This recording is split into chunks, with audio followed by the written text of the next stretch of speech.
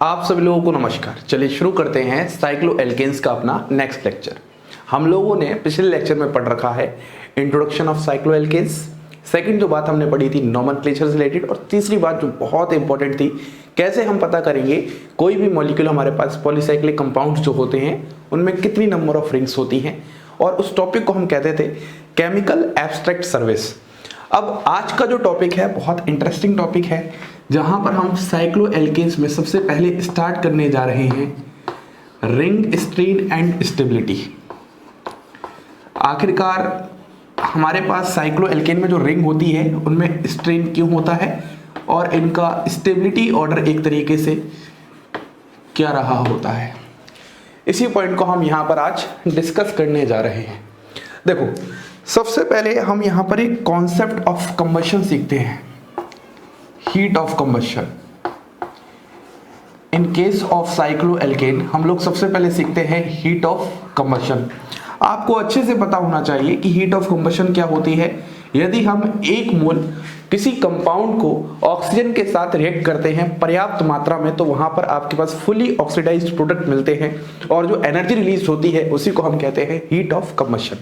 जैसे अगर मैं यहाँ पर साइक्लो एल्केन्स की बात कर रहा हूँ तो मैं यहाँ पर general molecular formula of cycloalkane लिखूंगा, जिसको मैं ऐसे लिख सकता हूँ, CnH2n होता था तो मैं इस तरीके से रिप्रेजेंट कर सकता हूँ। और यहाँ पर जब आप ऑक्सीजन लोगे तो यहाँ पर आप एक बैलेंस्ड इक्वेशन इस तरीके से लिखोगे 3n/2O2, और फाइनली आपके पास यहाँ पर क्या होगा NCO2 और n मॉलिक्यूल ऑफ H2O। साथ में आपके पास यहाँ पर क्या होगी, हीट भी रिलीज होगी। यह जो हीट रिलीज हो रही है इसी को हम कहते हैं हीट ऑफ कंबशन। सबसे पहली बात आपको ये समझनी है। अब हम यहाँ पर एक पॉइंट बोल सकते हैं कि जो साइक्लो एल्केन्स है they are not isomeric, they are not isomeric, so we directly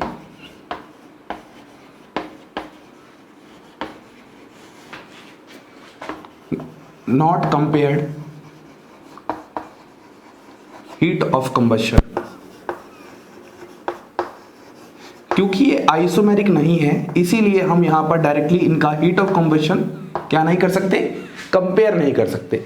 लेकिन हम लोग क्या कर सकते हैं, we can calculate heat evolved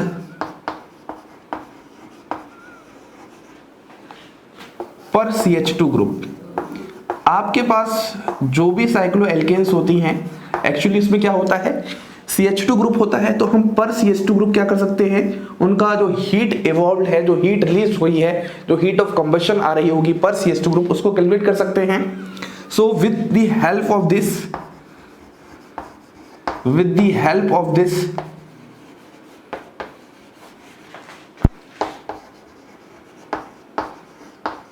we compare stability of cycloalkane, stability of cycloalkane। अब जरा पॉइंट को ध्यान से समझने की कोशिश करिए, मैं क्या बताना चाहता हूं, मैंने क्या लिख दिया यहां पर। देखो, सिंपल भाषा में अगर समझाऊं तो जब हम साइक्लो एल्केन्स को लेंगे और ऑक्सीजन के साथ रिएक्ट करवाएंगे तो वहां पर आपके पास हीट ऑफ कंबशन रिलीज होगी, लेकिन यहां पर ये आइसोमेरिक नहीं है, जिसकी वजह से हम वहां पर उनकी हीट ऑफ कंबशन को डायरेक्टली कंपेयर करना स्टार्ट कर लें। इसीलिए हम यहां पर CH2 group heat of combustion निकालते हैं। याद करो, GOC का टॉपिक था, मैंने आपको बहुत अच्छे से सिखाया था, पर CH2 ग्रुप आपके पास हीट ऑफ कंबशन होती है। दो तरीके से हीट ऑफ कंबशन होती है, एक तो पूरा मॉलिक्यूल का होता है और एक होता है पर CH2 ग्रुप। तो इनके केस में स्पेसिफिकली हम लोग पर CH2 ग्रुप निकालते हैं, और एक बार अगर हमने पर CH2 ग्रुप निकाल चुका है तो हम बोलेंगे जहां से एनर्जी ज्यादा रिलीज हुई है वो ज्यादा स्टेबल होगी। सिंपल सी बात है, हम उसको स्टेबिलिटी से कंपेयर कर सकते हैं। बोलिए, बात समझ में आ रही है? तो मैं आपके सामने एक टेबल बनाने जा रहा हूं और उस टेबल से आपको बहुत अच्छे से समझ में आ जाएगा कि आखिरकार रिंग स्ट्रेन का फंडा क्या है और स्टेबिलिटी कहां पर किस में ज्यादा रही होगी। देखो, सबसे पहले मैं यहां पर इस तरफ क्या करता हूं, एक लाइन खींच देता हूं ताकि आपको बाउंड्री समझ में आ जाए दोनों ही टॉपिक में। मैं सबसे पहले यहां पर मॉलिक्यूल लिखता हूं, उसके बाद मैं यहां पर लिखता हूं delta H0 heat of combustion kilojoule पर मोल। फिर यहां पर मैं लिखता हूं डेल्टा H नॉट, लेकिन यहां पर थोड़ा सा अलग है, पर CH2 ग्रुप, पर CH2 ग्रुप, ये भी किलोजूल पर मोल होगी। और यहां पर फाइनली हम लोग लिख देंगे रिंग स्ट्रेन, कि आखिरकार हमारे पास मॉलिक्यूल में रिंग स्ट्रेन कितनी रही होगी, और ये भी हमारे पास किलोजूल पर मोल में रही होगी। आइए शुरू करते हैं देखना। देखो सबसे पहले मैं एक 3 मेंबर्ड मॉलिक्यूल लेता हूं, 3 मेंबर्ड कार्बन एटम का मॉलिक्यूल लेता हूं, तो ये हमारे पास हो जाएगा साइक्लोप्रोपेन। क्या हो जाएगा? साइक्लोप्रोपेन। साइक्लोप्रोपेन इसी तरीके से आप ले सकते हो साइक्लोब्यूटेन, ऐसे ही आप ले सकते हो साइक्लोपेंटेन, और फाइनली आप एक और ले सकते हो साइक्लोहेक्सेन। अभी हम सिर्फ इसी की बात करेंगे, और भी हार वाले होंगे, हम सिर्फ अपनी केमिस्ट्री को यहीं तक ना सिमट कर रखेंगे, यहीं तक हम साइक्लोएल्केन्स की बातें कर रहे होंगे। देखो सबसे पहले अगर मैं इसकी वैल्यू बताता हूं, तो यहां पर आपके पास आती है 2091 वैल्यू, यहां पर आती है आपके पास 2744 किलोजूल पर मोल में रही होंगी, यहां पर आती है 3320, और यहां पर आती है 3952। वहीं पर अगर मैं पर CH2 ग्रुप की बात करता हूं, तो यहां पर इस वाले केस में आपके पास आती है 697, यहां पर आती है 686, यहां पर आती है 664, और यहां पर आती है 658.7 कह सकते हैं। ये आपके पास पर CH2 ग्रुप रही होती है। अब जरा ध्यान से देखो, अगर पर CH2 ग्रुप को आप देखोगे इस वाले केस में यहां पर, तो फाइनली आपके पास रिंग स्ट्रेन यहां पर कितना होगा, यहां पर आपके पास रिंग स्ट्रेन निकल के आता है 115, यहां पर आपके पास कितना रिंग स्ट्रेन निकल के आएगा 109 किलोजूल पर मोल, यहां पर कितना निकल के आता है 27 किलोजूल पर मोल, और यहां पर निकल के आता है 0 किलोजूल पर मोल। ये वाली बात आ रही है। ये हमारे पास एक टेबल है जो हमें क्या समझा रही है, अब इस पॉइंट को समझो। जब भी हम लोग बात करते हैं कैलकुलेशन ऑफ रिंग स्ट्रेन की, तो रिंग स्ट्रेन का कैलकुलेशन हम लोग कैसे करते हैं, इस पॉइंट को समझो। रिंग स्ट्रेन को हम कैलकुलेट करते हैं, जो आपके पास एक्चुअल हीट ऑफ कंबशन होती है -658.7 इंटू n। आप इस फॉर्मूले से हमेशा रिंग स्ट्रेन कैलकुलेट करते हो, जहां पर आपके पास जो n है, n का मतलब होता है नंबर ऑफ कार्बन एटम। अगर 3 मेंबर्ड रिंग है तो वहां पर नंबर ऑफ कार्बन एटम 3 है, अगर 4 मेंबर्ड रिंग है तो वहां पर नंबर ऑफ कार्बन एटम 4 है, 5 मेंबर्ड रिंग है नंबर ऑफ कार्बन एटम 5 है, और 6 मेंबर्ड रिंग है तो नंबर ऑफ कार्बन एटम 6 है।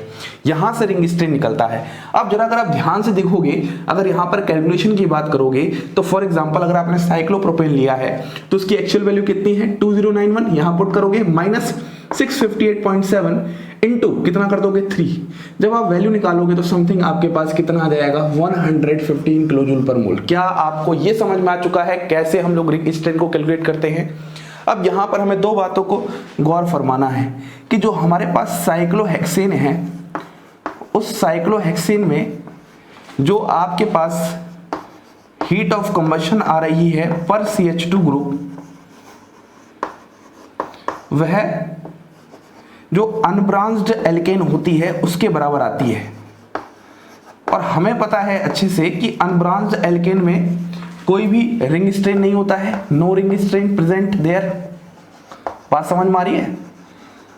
तो इसका मतलब हमारे पास ये समझ में आता है कि साइक्लोहेक्सेन में भी हम एज्यूम करते हैं कि यहां भी हमारे पास कोई भी किसी प्रकार का रिंग स्ट्रेन नहीं है। पॉइंट समझिए फिर से, साइक्लोहेक्सेन में जो पर CH2 ग्रुप की वैल्यू आती है वही अनब्रांच्ड एल्केन में भी वैल्यू आती है, जहां पर ब्रांचिंग नहीं होती है। तो और अनब्रांच्ड एल्केन में किसी भी प्रकार का कोई रिंग स्ट्रेन नहीं होता है, तो इसीलिए एज्यूम कर लिया जाता है कि हमारे पास साइक्लोहेक्सेन में भी कोई रिंग स्ट्रेन नहीं होगी। एक पॉइंट तो आपको ये ध्यान रखना है, अगर साइक्लोहेक्सेन में कोई रिंग स्ट्रेन नहीं है तो हम बोलेंगे साइक्लोहेक्सेन सबसे ज्यादा स्टेबल है। पहला पॉइंट समझ में आया। दूसरा पॉइंट जो आपके पास निकल के आ रहा है कि साइक्लोप्रोपेन की रिंग स्ट्रेन की वैल्यू सबसे ज्यादा आ रही है। साइक्लोप्रोपेन की रिंग स्ट्रेन की वैल्यू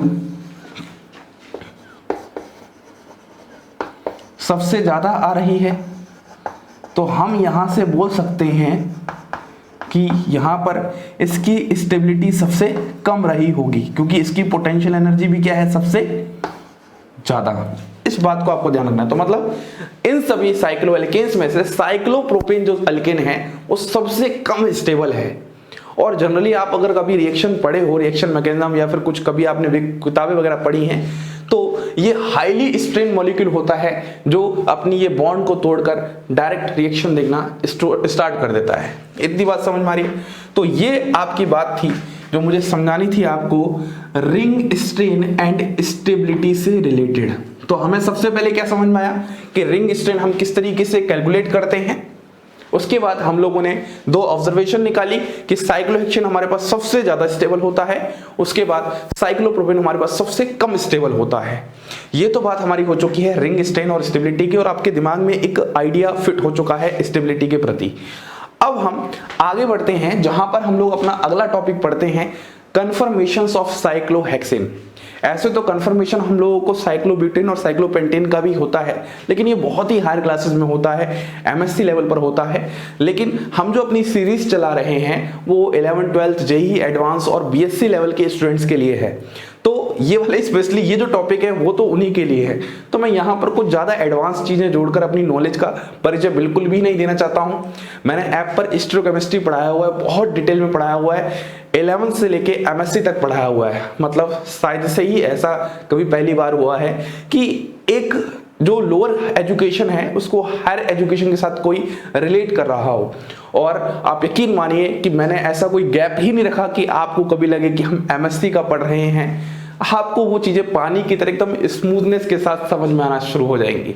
आ रही बात समझ में? तो ये है हमारे पास सारा पॉइंट। चलिए शुरू करते हैं कन्फर्मेशन से रिलेटेड टॉपिक। तो अब हम थोड़ा सा इसके आगे बढ़ाते हैं अपनी चीज़ों को। देखो, हम लोगों ने रिंग स्ट्रेन एंड स्टेबिलिटी के बारे में जान लिया। अब हम लोग जिस टॉपिक को थोड़ा समझते हैं वो हमारा आइसोमेरिज्म से रिलेटेड है। आइसोमेरिज्म। अब अगर मैं साइक्लोएल्केन्स के केस में आइसोमेरिज्म की बात करता हूं तो हमारे पास आखिरकार साइक्लोएल्केन किस तरीके से आइसोमेरिज्म दिखा सकते हैं, इसको देखते हैं। देखो, हमारे पास सबसे पहले आपको ये पता होना चाहिए दो तरीके की आइसोमेरिज्म होती हैं। एक तो स्ट्रक्चरल आइसोमेरिज्म होती है और एक हमारे पास होती है स्टीरियो आइसोमेरिज्म। स्टीरियो आइसोमेरिज्म ये अपने आप में पूरा का पूरा एक चैप्टर है जो कि सेपरेट चैप्टर है, जिसको मैंने ऐप पर कंप्लीट कर रखा है बहुत अच्छे से। लेकिन यहाँ पर फिर भी अगर हम चैप्टर पढ़ रहे हैं तो यहाँ पर कुछ बेसिक बातें हम सीख लेते हैं। देखो, स्ट्रक्चरल आइसोमेरिज्म में हमारे पास सबसे पहला जो होता है वह होता है चेन आइसोमेरिज्म, फिर होता है पोजीशन आइसोमेरिज्म और फिर होता है functional group isomerism. Functional group isomerism फिर होता है हमारे पास मेटामेरिज्म और फिर होता है हमारे पास टॉटोमेरिज्म और लास्ट में एक और आइसोमेरिज्म होता है जो इंपॉर्टेंट है, जिसको हम कहते हैं रिंग चेन आइसोमेरिज्म। क्या कहते हैं? Ring chain isomerism. तो एक्चुअली सबसे पहला आइसोमेरिज्म जो साइक्लोएल्केन में देखने को मिलता है वह होता है हमारे पास रिंग चेन आइसोमेरिज्म। अभी हम बात करेंगे कि आखिरकार रिंग चेन आइसोमेरिज्म क्या होता है, एक एग्जांपल मैं आपको वहां पर दूंगा। और स्टीरियो आइसोमेरिज्म में जो साइक्लोएल्केन आपको जहां पर दिखाएगा तो आपके पास फर्दर ये दो पार्ट्स में होते हैं। एक तो होता है कॉन्फिगरेशनल और एक होता है आपके पास कॉन्फर्मेशनल। ठीक है, कॉन्फिगरेशनल फर्दर दो पार्ट्स में डिवाइड हो जाता है। एक तो होता है आपके पास ज्योमेट्रिकल और साइक्लोएल्केन आपको ज्योमेट्रिकल आइसोमर्स भी दिखाते हुए नजर आएंगे। ठीक है, अगला एक और होता है आपके पास ऑप्टिकल आइसोमेरिज्म।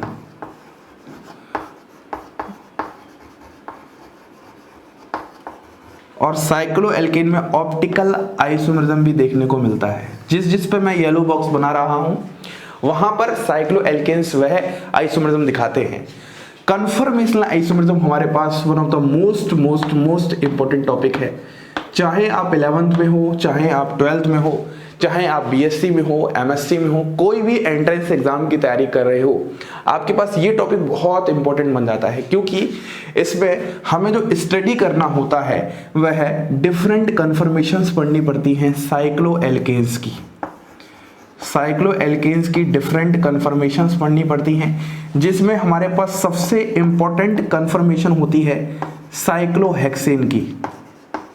साइक्लोहेक्सेन की अगर आप लोग जानते हो तो आप लोगों ने नाम सुना होगा, चेयर फॉर्म सुना होगा, है ना, बोर्ड सुना होगा, ट्विस्ट बोर्ड सुना होगा और हाफ चेयर सुना होगा। तो ये जितने भी मैं नाम ले रहा हूँ ये सारे के सारे इसी ही से रिलेटेड होते हैं। जैसे मैं लिख देता हूँ यहाँ पर, एक होती है चेयर फॉर्म, एक होती है हाफ चेयर फॉर्म, एक होती है आपके पास बोर्ड फॉर्म और एक होती है आपके पास ट्विस्ट बोर्ड फॉर्म। ये सब आपके पास क्या है, कन्फर्मर्स ऑफ साइक्लोहेक्सेन है, जिसको हम इस टॉपिक के अंदर डील करते हैं, स्टडी करते हैं। और जो हम इसको पढ़ेंगे, साइक्लोहेक्सेन के कन्फर्मर्स को हम लोग पढ़ेंगे, इनकी पोटेंशियल एनर्जी कर्व को जानेंगे, इनकी स्टेबिलिटी को जानेंगे, इनके न्यूमैन पोजीशन को जानेंगे।